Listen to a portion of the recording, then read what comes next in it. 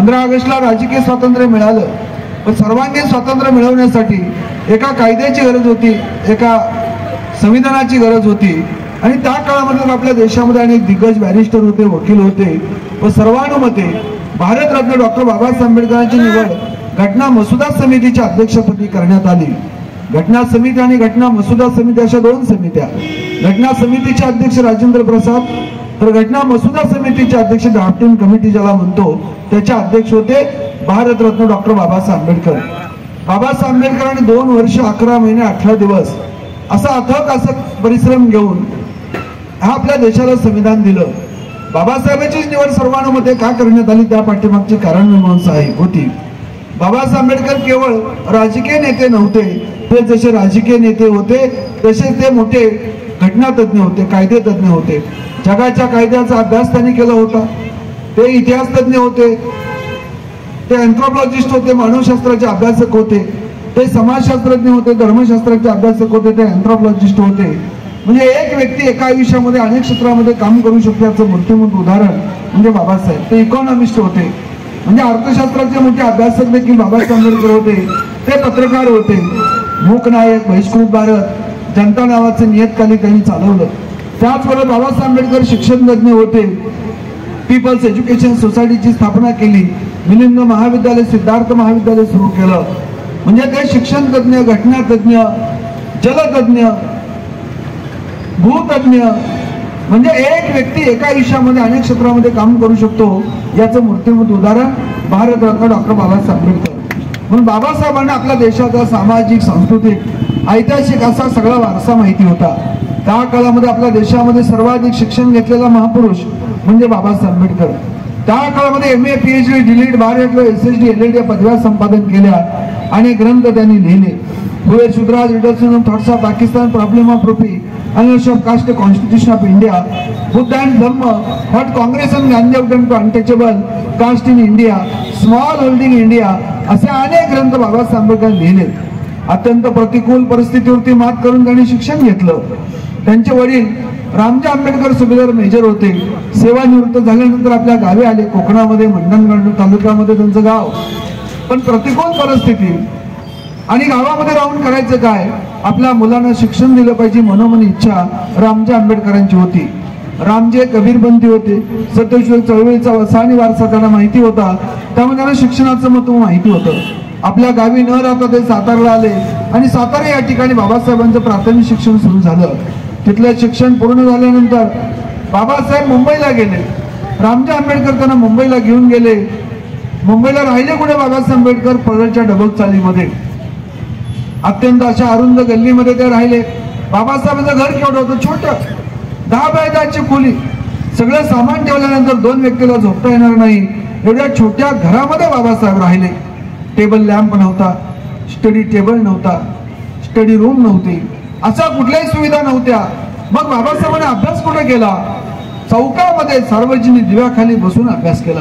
ज्या बाबासाहेब आंबेडकरांना त्या काळामध्ये मोठं घर मिळालं नाही, स्टडी टेबल मिळालं नाही, स्टडी रूम मिळाली नाही, त्या बाबासाहेब आंबेडकरचा पुतळा आज अमेरिकेच्या कोलंबिया विद्यापीठामध्ये आहे, लंडनमध्ये आहे, जपानमध्ये आहे, पुण्यामध्ये, मुंबईमध्ये, दिल्लीमध्ये, कलकत्त्यामध्ये, चेन्नईमध्ये, देशातल्या बहुतेक महत्वाच्या शहरामध्ये बाबासाहेबांचा पुतळा आहे. हा विद्वतेचा सन्मान आहे, ज्ञानाचा सन्मान आहे, हा कर्तृत्वाचा सन्मान आहे.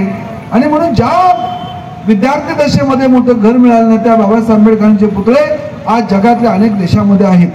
म्हणजे त्या काळामध्ये त्यांनी जे काम केलं, प्रामाणिकपणा, निष्ठा. पण बाबासाहेबांचा जगातला पहिला पुतळा कुठं, कोणी उभारला हे मात्र आपल्याला माहिती नसतं.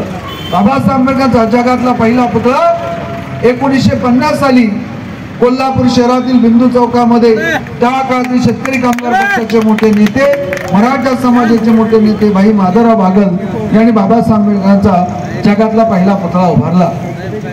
एका मराठा नेत्याला बाबासाहेबांचा पुतळा उभारावा असं का वाटलं? कारण बाबासाहेबांचं नेतृत्व, बाबासाहेबांचं काम केवळ एका जातीपुरतं, धर्मापुरतं, राज्यापुरतं मर्यादित नव्हतं, तर बाबासाहेबांचं काम हे सगळ्या देशाला गुलामगिरीतून मुक्त करणारं बाबासाहेब आंबेडकरांचं काम होतं.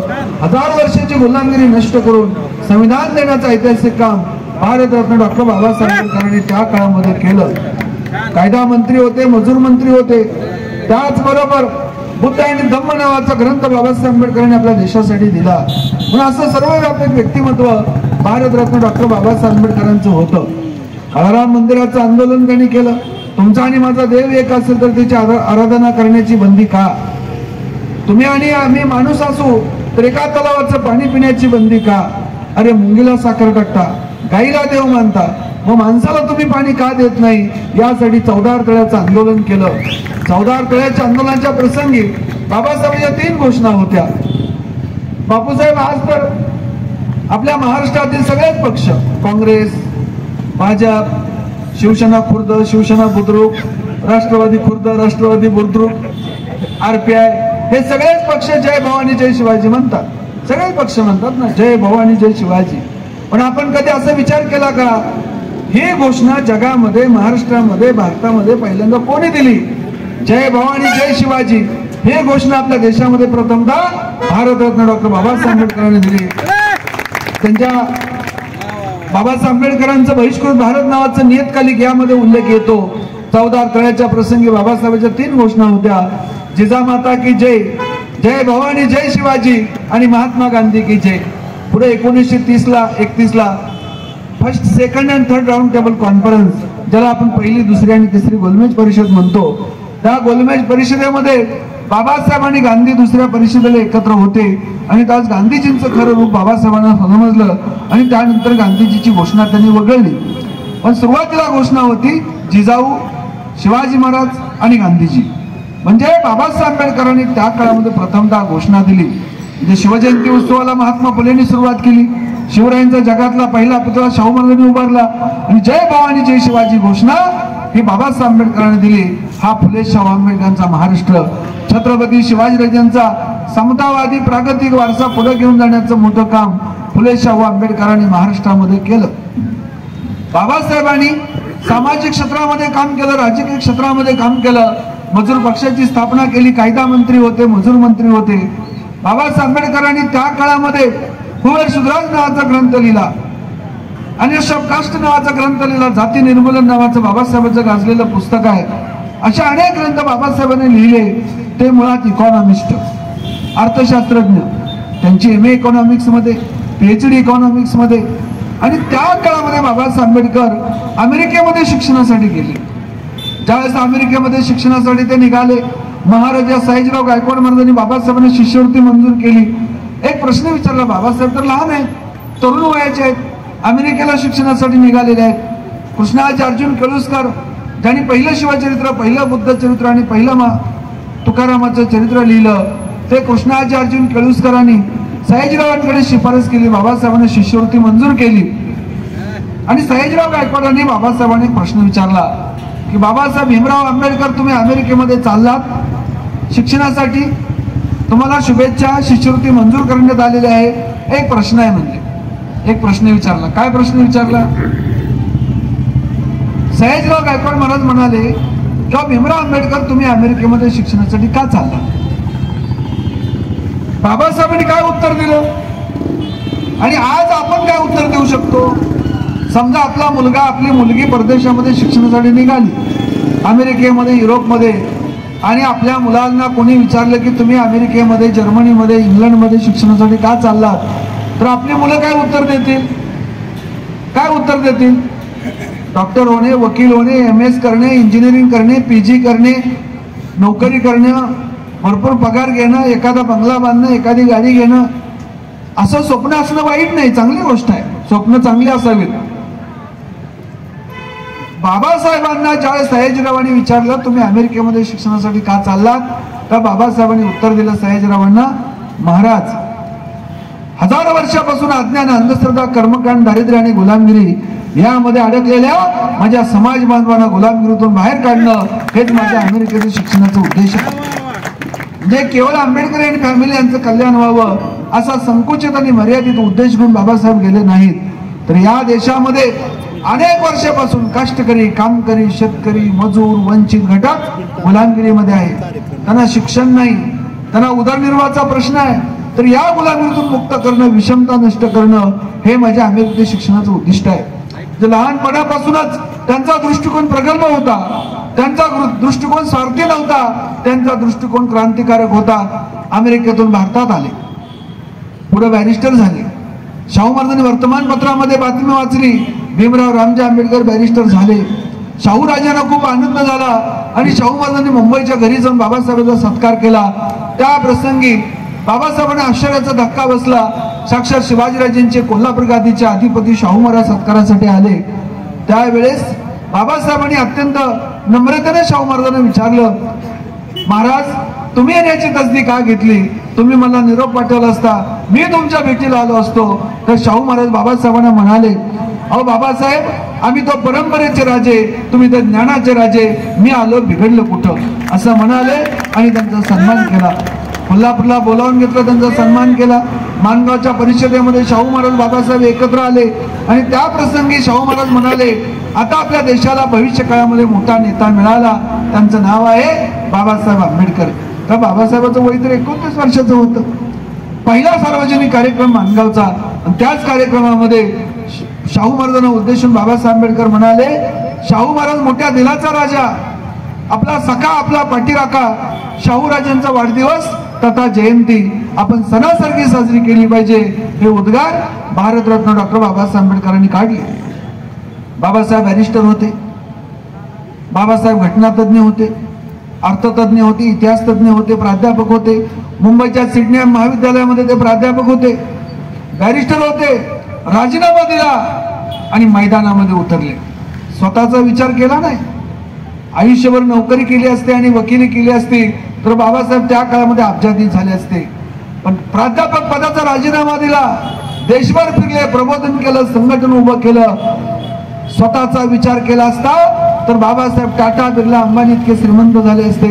पण त्यांनी स्वतःचा विचार केला नाही तर आपल्या सगळ्यांचा, या देशबांधवांचा, गरिबांचा, कष्टकऱ्यांचा, श्रमकऱ्यांचा विचार केला. बंधू भगिनीनो, जो स्वतःसाठी जगतो तो जिवंतपणे मेलेला असतो. जो देशासाठी जगतो तो मृत्यूनंतर देखील जिवंत असतो. शिवाजी महाराज, बुद्ध, महावीर, बसवेश्वर, बाबासाहेब, शाहू महाराज का जिवंत आहेत? शरीराने गेले, त्यांच्या विचारानं, कार्यानं ते कायमस्वरूपी जिवंत आहेत. त्याचं कारण हे महापुरुष स्वतःसाठी जगले नाहीत, तर देशासाठी, उपेक्षितासाठी, समाजासाठी, कष्टकऱ्यांसाठी, श्रमकऱ्यांसाठी, आपल्यासाठी जगले. म्हणून आपण त्यांचं नाव घेतो. घटना मसुदा समितीवरती बाबासाहेबांची निवड का करण्यात आली? कारण काही लोक बॅरिस्टर होते पण त्यांना देशाचं आकलन नव्हतं. काही लोक परदेशात शिकून आले होते पण त्यांच्याकडे प्रगल्भता नव्हती. परदेशामध्ये शिकून आलेले, बॅरिस्टर झालेले, अनेक विषयामध्ये PG केलेलं, हा देश फिरलेले, या देशाचा इतिहास, ऐतिहासिक वारसा, समाज, समाजाचे प्रश्न, आंतरविरोध हे सगळं माहिती असणारा त्या काळातील एकमेव प्रगल्भ नेता म्हणजे भारतरत्न डॉक्टर बाबासाहेब आंबेडकर होते. म्हणून गांधी आणि बाबासाहेबांचे मतभेद होते, नेहरू आणि बाबासाहेबांचे देखील वैचारिक मतभेद होते. पण त्यांनी देखील ओळखलं की या संविधानाचं काम कोण करू शकतो, तर केवळ आणि केवळ भारतरत्न डॉक्टर बाबासाहेब आंबेडकर करू शकतात. सर्वानुमते घटना मसुदा समितीवरती त्यांची निवड झाली. मसुदा समितीवरती एकूण किती सदस्य होते? 6 सदस्य होते. 6 सदस्य आले का त्या कामकाजासाठी? आले नाहीत. का आले नाहीत? एक परदेशामध्ये गेले, ते परत आले नाहीत. एक सदस्य स्थानिक राजकारणामध्ये अडकले, त्यांना दिल्लीला येण्यासाठी वेळ मिळाली नाही. एका सदस्याचं अकाली निधन झालं, त्यामुळे ते उपस्थित राहू शकले नाहीत. एका सदस्याने राजीनामा दिला, ते दिल्लीकडे फिरकले नाहीत. त्यामुळे 5ही सदस्य त्या मसुदा समितीच्या कामकाजासाठी आले नाहीत. ड्राफ्टिंग कमिटी तथा मसुदा समितीचं काम एकट्या भारतरत्न डॉक्टर बाबासाहेब आंबेडकरांनी केलं. म्हणून आपण म्हणतो की बाबासाहेब आंबेडकर घटनेचे कोण आहेत? शिल्पकार आहेत. Babasaheb Ambedkar pillar of the constitution, he is a founder of the constitution. Babasaheb Ambedkar आपल्या घटनेचे निर्माते आहेत, शिल्पकार आहेत, आधारस्तंभ आहेत. संविधानाने आपल्याला काय दिलं? संविधान कोणासाठी? संविधान सर्वांसाठी, ते आपल्या देशातील सर्वांसाठी आहे. ब्राह्मणांसाठी आहे, शेतकऱ्यांसाठी आहे, कष्टकऱ्यांसाठी, मराठा, माळी, धनगर, सुतार, लोहार, कुंभार, जाट, पटेल, यादव, कुर्मी, कायस्थ या सर्वांसाठी संविधान आहे. संविधानाने फक्त एका जातीला दिलेलं नाही, सर्वांसाठी दिलेलं आहे, देशासाठी दिलं आहे. आपला देश अनेक जाती, अनेक धर्म, अनेक पंथ, अनेक भाषा, अनेक प्रांत, वैविध्यपूर्ण आपला देश आहे. आपल्या देशाचं वैशिष्ट्य काय? डायव्हर्सिटी, वैविध्य. कशाचं वैविध्य? आहाराचं वैविध्य. जम्मू काश्मीरला जो आहार आहे तो दक्षिणेकडच्या केरळमध्ये नाही. जो केरळमध्ये आहार आहे तो वेस्ट बेंगालमध्ये नाही. जो वेस्ट बेंगालमध्ये आहार आहे तो राजस्थानमध्ये नाही. आहारामध्ये वैविध्य, पेहरावामध्ये वैविध्य, भाषामध्ये वैविध्य. दक्षिणेकडचे लोक तमिळ, तेलुगू, कन्नड आणि मल्याळम बोलतात. उत्तरेकडचे लोक हिंदी, ओडिसा, बंगाली, पंजाबी बोलतात. मध्य भारतातील लोक मराठी बोलतो आपण, किंवा बंगाल, नॉर्थ ईस्ट. भाषेच्या बद्दल वैविध्य आहे. आपल्या देशामध्ये जातीचं वैविध्य आहे. अनेक जाती, 3743 जाती एकट्या ओबीसी मध्ये. Schedule caste, schedule tribes, OBC, upper caste अशा अनेक जाती आपल्या देशामध्ये. आपल्या देशामध्ये जैन आहेत, बौद्ध आहेत, शीख आहेत, मुस्लिम आहेत, ख्रिश्चन आहेत, पारशी आहेत. त्यामुळे आपल्या देशाचं संविधान निर्माण करणे सामान्य गोष्ट नव्हती. अमेरिकेचं, युरोपमधला, अरब राष्ट्राचं संविधान निर्माण करणे सोपं आहे. भाषा एक रिलिजन एक, श्रद्धा समान. त्यामुळे तिथे एवढं कॉम्प्लिकेशन नाही, एवढी क्लिष्टता नाही जे आपल्या देशामध्ये आहे. कारण आपल्या देशामध्ये भाषेचं, आहाराचं, जातीचं, धर्माचं, श्रद्धेचं, परंपरेचं, पेहरावाचं वैशिष्ट्य आहे, वैविध्य आहे. आणि त्यामुळे इतकं मोठं आव्हान बाबासाहेब आंबेडकरांनी त्यांच्या बुद्धी कौशल्याच्या, प्रामाणिकपणाच्या, प्रगल्भतेच्या बळावरती अत्यंत समर्थपणे पार पाडलं. किती कालखंड लागला संविधान लिहिण्यासाठी? अनेक वेळा एमपीएससीला, यूपीएससीला प्रश्न विचारला जातो. किरण चव्हाण सरला माहिती आहे, अनेक वेळा एमपीएससीला, यूपीएससीला प्रश्न विचारतात काय, संविधान लिहिण्यासाठी किती दिवसाचा कालखंड लागला? मग पर्याय असतात 3 वर्ष, 3 वर्ष 2 महिने, 2 वर्ष 11 महिने 18 दिवस, असे 4 पर्याय असतात. किती दिवस लागले संविधान लिहिण्यासाठी? 2 वर्ष 11 महिने 18 दिवस. सोपं लक्षात ठेवायचं, 3 वर्षातून फक्त 12 दिवस वजा करायचे, म्हणजे 2 वर्ष 11 महिने 18 दिवस इतका प्रदीर्घ कालखंड आपल्या देशाचं संविधान लिहिण्यासाठी लागला. बाबासाहेबांनी जगाचं संविधान अभ्यासलं होतं, जगाचा कायदा अभ्यासला होता. ते बॅरिस्टर होते, ते अनेक विषयाचे व्यासंगी अभ्यासक होते. त्यामुळे त्यांना आपल्या देशाचा वारसा माहिती होता. जगामध्ये काय, युरोपमध्ये काय, जर्मनीमध्ये, फ्रान्समध्ये काय, अमेरिकेमध्ये काय आहे, हा सगळा इतिवृत्तांत त्यांच्याकडे होता. बाबासाहेबांच्या ज्ञानाचा परिप्रेक्ष्य फक्त महाराष्ट्रापुरता नव्हता, केवळ भारतापुरता नव्हता, तर त्यांच्या ज्ञानाचा परिप्रेक्ष्य हा युनिव्हर्सल होता, जागतिक स्तरावरचा होता. जगाची त्यांना माहिती होती आणि आपल्या देशाची त्यांना माहिती होती. आणि म्हणून आपल्या देशासाठी त्यांनी संविधान दिलं. जे संविधान तयार झालं, 2 वर्ष 11 महिने 18 दिवस तयार करण्यासाठी गेले, लिखाणासाठी गेले. आणि ते संविधान बाबासाहेबांनी मसुदा समितीनं घटना समितीकडे दिलं. तो दिवस आहे 26 नोव्हेंबर 1949. तो 26 नोव्हेंबर हा दिवस आपल्या देशामध्ये संविधान दिन, कॉन्स्टिट्यूशनल डे म्हणून साजरा केला जातो. संविधान दिन 26 नोव्हेंबरला. हे संविधान दिलं देशाला 26 नोव्हेंबर 1949ला. आणि त्याची अंमलबजावणी सुमारे 2 महिन्यानंतर, म्हणजे 26 जानेवारी 1950 रोजी आपल्या भारत सरकारनं ते संविधान स्वीकारलं. तो दिवस म्हणजे प्रजासत्ताक, प्रजेची सत्ता. आपला देश कोणत्या का घराण्याचा नसेल, आपला देश कुठल्या भांडवलदाराचा नसेल. आपण भांडवली अर्थव्यवस्था स्वीकारलेली नाही, आपण समाजवादी अर्थव्यवस्था स्वीकारलेली आहे. आपला देश केवळ एका धर्माचा नसेल, एका जातीचा नसेल, एका घराण्याचा नसेल, एका पक्षाचा नसेल. हा देश कोणाचा? हा देश सर्वांचा. मग प्रजासत्ताक, गणराज्य दिन देखील आपण म्हणतो. अशोकराव मानेने सुरुवातीला सांगितलं गणराज्य. का गणराज्य शब्द आला कुठून? बुद्धाच्या काळामध्ये, महावीराच्या काळामध्ये गणसंस्कृती होती. गणसंस्कृतीमध्ये केवळ एका घराण्याचं राज्य नव्हे, एका जातीचं राज्य नव्हे. बुद्धाच्या काळाला गणराज्य म्हणतात.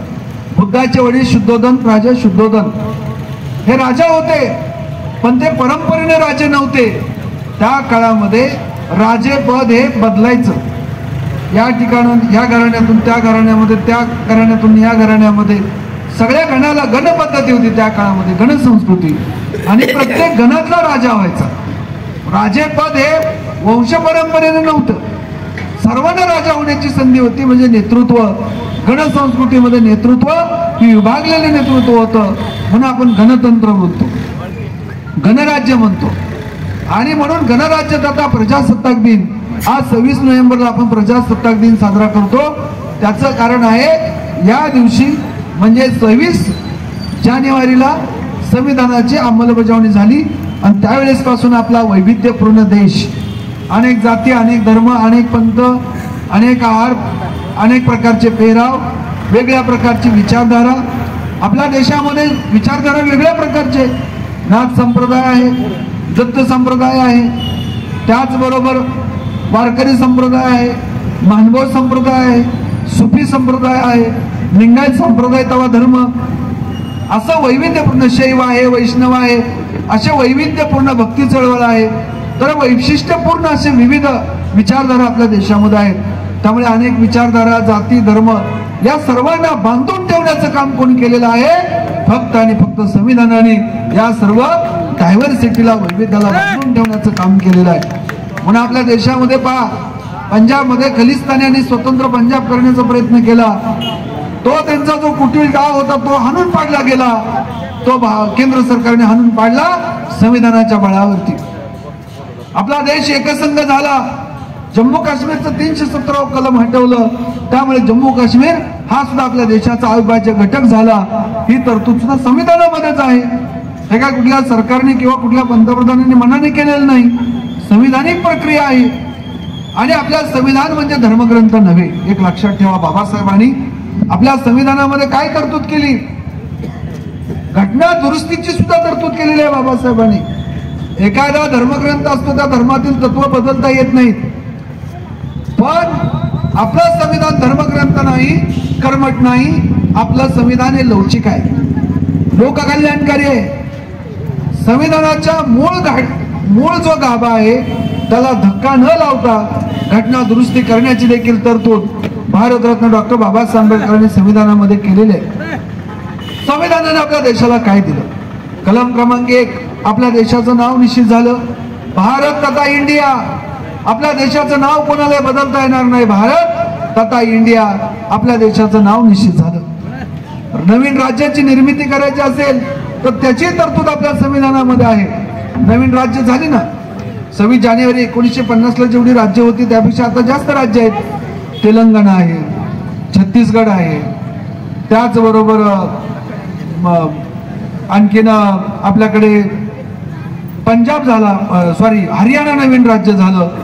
अशा अनेक राज्य आपल्या देशामध्ये नव्याने निर्माण झाली. त्याची देखील तरतूद संविधानामध्ये आहे.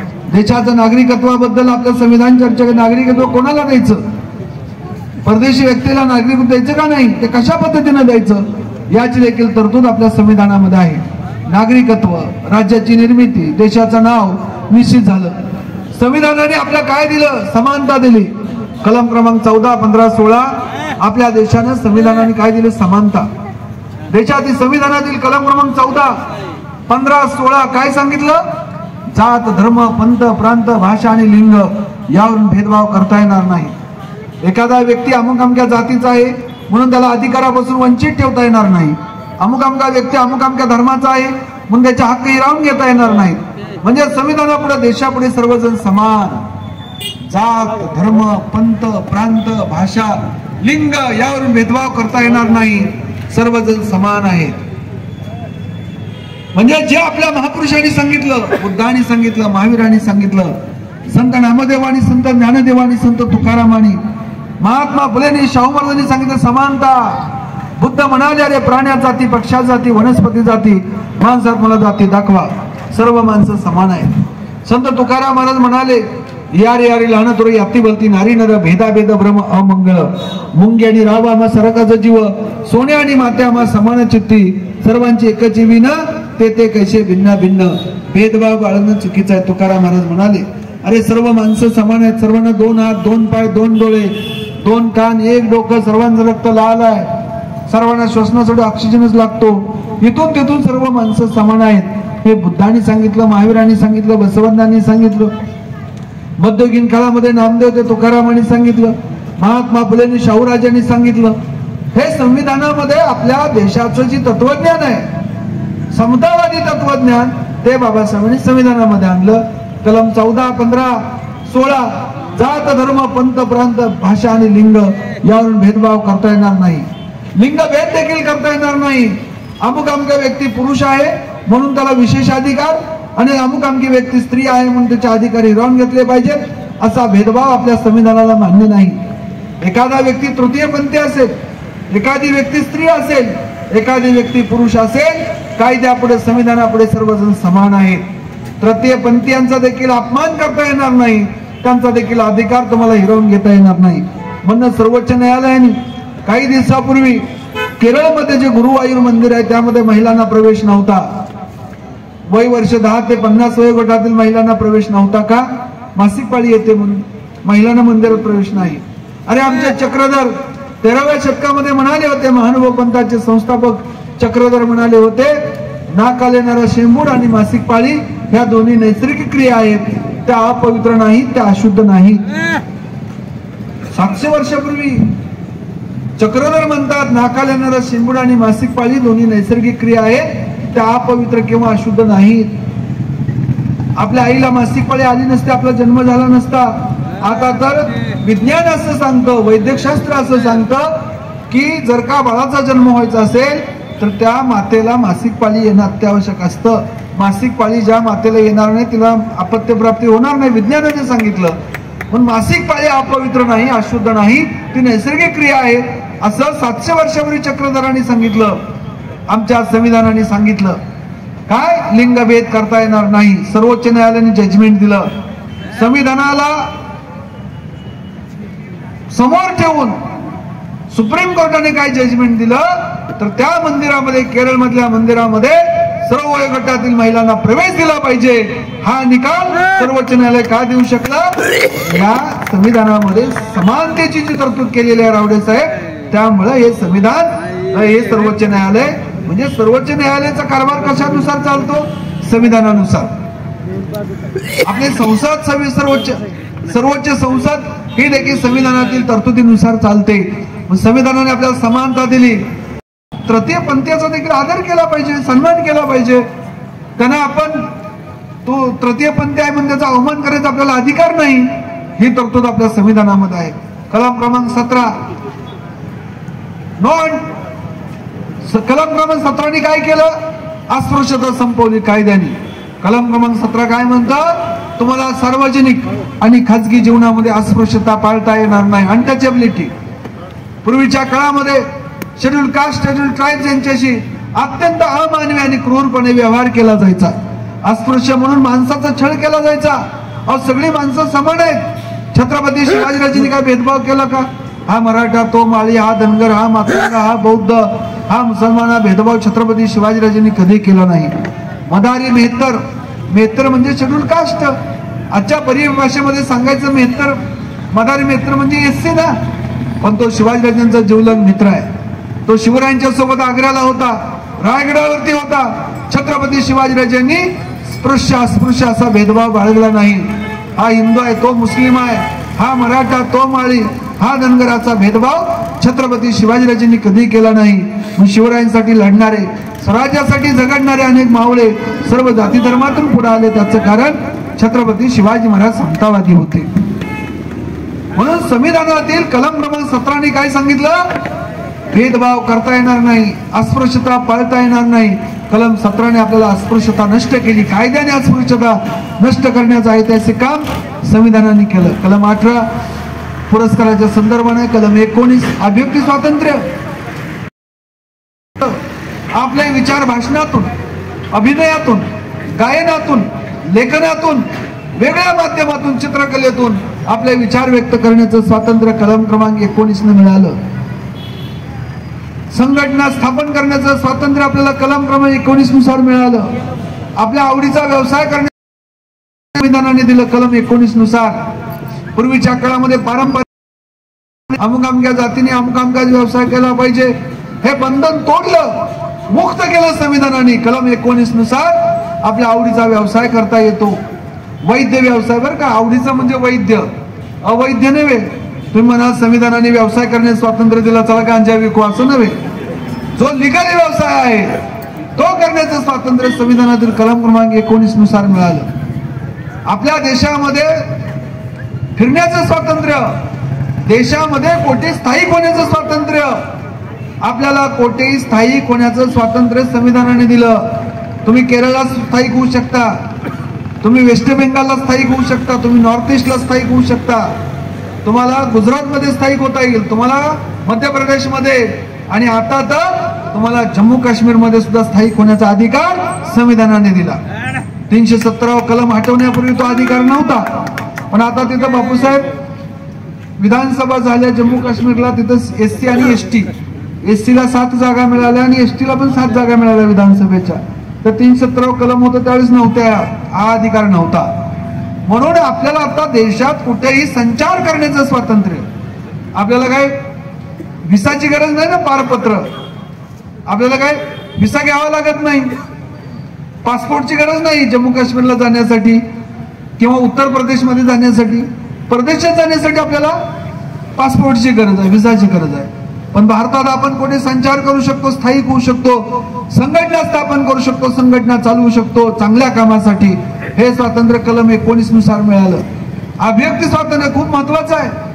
पूर्वीच्या काळामध्ये अभिव्यक्ती स्वातंत्र्य नव्हतं, बोलण्याचा अधिकार नव्हता, आंदोलन करण्याचा अधिकार होता का आपल्याला? मोर्चा काढला, आंदोलन केलं तर तुरुंगात डांबलं जायचं, मारलं जायचं. संत तुकारामांनी 5000 अभंग लिहिले, त्यांची गाथा इंद्रायणी बुडवली. आणि तुकारामाचा शेवट कसा झाला? डॉक्टर आ साळुंखे सरांचं विद्रोही तुकाराम वाचा, तुम्हाला समजेल. म्हणजे पूर्वीच्या काळामध्ये आपल्याला व्यक्त होण्याचं स्वातंत्र्य नव्हतं. आज जो अभिव्यक्ती स्वातंत्र्य मिळालं, भाषण करण्याचं स्वातंत्र्य, आपले विचार व्यक्त करण्याचं स्वातंत्र्य मिळालं. तुम्हाला जर का तुमचा भाषण करण्याचा अधिकार हिरावून घेतला, समजा एखाद्या सरकारने बंदी घातली तुमच्यावरती, एखाद्या कलेक्टरने बंदी घातली तुमच्यावरती, किंवा शासनाने बंदी घातली बहुमताने, तुम्हाला भाषण करता येणार नाही, तुम्हाला लेखन करता येणार नाही, तर तुम्हाला सुप्रीम कोर्टात जाता येतं, तुम्हाला हायकोर्टात जाता येतं. हायकोर्टात कुठल्या कलमानुसार? 226व्या कलमानुसार. बरोबर ना? कोण वकील असतील तर सांगतील, मी काय वकील नाही. कोण आहे वकील आपल्याकडे? वकील साहेब कोण आहेत का? आर्टिकल 226. वकील साहेब बरोबर आहे का रावडे साहेब? 226 नुसार तुम्हाला हायकोर्टात जाता येतं. तुमचा जर का मूलभूत अधिकार हिरावला गेला आणि त्यासाठी तुमच्याकडे तुम्हाला वकील द्यायची गरज नाही, तुम्ही आर्टिकल 226 नुसार प्रत्येकाला हायकोर्टामध्ये तुमचा जर का मूलभूत अधिकार हिरावला, कार्ड पाठवून देखील तुम्हाला तुमची रीट, म्हणजे ज्याला आपण याचिका म्हणतो, जनहितार्थ याचिका, तुमच्या 5 रीट्स, बरोबर ना, 5 रीट दाखल करण्याचा अधिकार आहे. 226 नुसार हायकोर्टाने नाही दखल घेतली तर तुम्हाला आर्टिकल 32 नुसार, बरोबर ना, 32 नुसार, संविधानातील कलम 32 नुसार सुप्रीम कोर्टामध्ये जाता येतं. आता तर जायची गरज नाही, मेल पण करू शकता तुम्ही सुप्रीम कोर्टला, मेलवरती दाद मागू शकता कलम 32 नुसार. आणि म्हणून बाबासाहेब आंबेडकर म्हणाले, बाबासाहेबांनी संविधान लिहिल्यानंतर असा रिमार्क दिलाय. बाबासाहेब आंबेडकर म्हणतात, ह्या संविधानाचा आत्मा काय आहे? माझ्या संविधानाचा आत्मा काय? What is heart of the constitution? माझ्या संविधानाचा आत्मा आहे कलम क्रमांक 32, हा संविधानाचा आत्मा आहे. कारण संविधानाच्या कलम 32 नुसार तुमच्या मूलभूत अधिकारावरती जर का गंगांतर आलं तर तुम्हाला सुप्रीम कोर्टात देखील दाद मागता येते. हे तरतूद कलम 32 नुसार बाबासाहेबांनी केलेलं आहे. It is fundamental right. मूलभूत अधिकार संविधानातील 32 नुसार मिळाला. कलम 19, आज आपल्याला भाषणाचा अधिकार मिळाला, व्यक्त होण्याचा अधिकार मिळाला, लेखनाचा अधिकार मिळाला, गायनाचा अधिकार मिळाला, काव्य करण्याचा अधिकार मिळाला, चित्रकलेचा अधिकार मिळाला, तुम्हाला संघटना सुरू करण्याचा, संघटना चालवण्याचा, तुम्हाला व्यवसाय करण्याचा, संचार करण्याचा, स्थायिक होण्याचा अधिकार कलम 19 नुसार मिळाला.